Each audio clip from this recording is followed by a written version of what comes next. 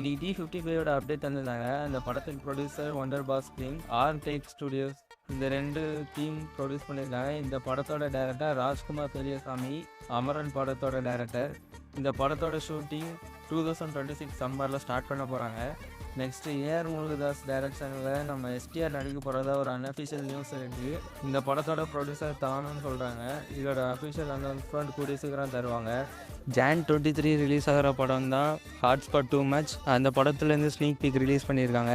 Next Jan 23ல் Draupadi part 2 படம் release ஆகிறதா இருந்துச்சு. அந்த படத்தோட ஸ்னீக் பீக் ரிலீஸ் பண்ணியிருக்காங்க. இந்த 2 படத்தோட ஸ்னீக் பீக்கும் ரிலீஸ் பண்ணிட்டாங்க.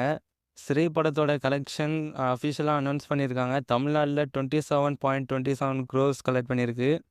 கேரளாவில் 31 lakhs, கர்நாடகாவில் 1 crore, ஓவர்சீஸ் 3 crore, டோட்டலாக 31.58 crores கலெக்ட் பண்ணியிருக்கு.